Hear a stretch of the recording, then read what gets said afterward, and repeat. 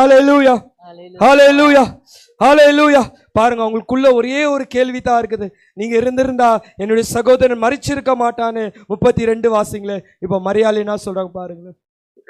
இயேசு இருந்த இடத்தில் மரியாள் வந்து அவரை கண்டவுடனே அவர் பாதத்தில் விழுந்து, ஆண்டவரே, ஆண்டவரே, நீர் இங்கே இருந்தீரானால், நீ இங்கே இருந்தீரானால் என் சகோதரன் மரித்திருக்க மாட்டான். இப்ப அவங்களுடைய ஒரே ஒரு கேள்வி என்னன்னா, நம்ம வாழ்க்கையில கூட சில நேரத்துல என்ன வருது, நீங்க இருந்திருந்தா ஆண்டவரே நான் இந்த பிரச்சனையில போனோம், இந்த போராட்டத்துல போனோம், இந்த கஷ்டத்துல போனோம் அப்படின்னு சில நேரத்துல கேள்விகள் இருக்குது இல்லைங்களா? இன்னைக்கு கூட அநேக பேர் இப்படிப்பட்ட கேள்வியில இருக்கிறீங்க.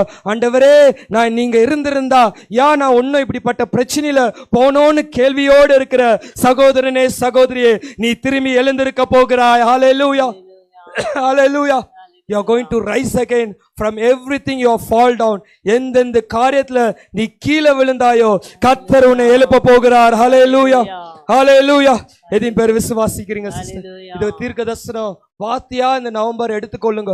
இன்னைக்கு வேணா உன் வாழ்க்கை செத்து போனது போல இருக்கலாம், ஜீவன் இல்லாதது போல இருக்கலாம், எல்லாமே முடிந்தது போல இருக்கலாம், இனிமேல் அற்புதம் நடக்காதன்ற ஒரு சூழ்நிலை இருக்கலாம். ஆனா கர்த்தர் சொல்லுகிறார், நீ விசுவாசினா எப்படிப்பட்ட பிரச்சனை இருந்தாலும் கர்த்தர் அதை மாத்த வல்லவராய் இருக்கிறார்.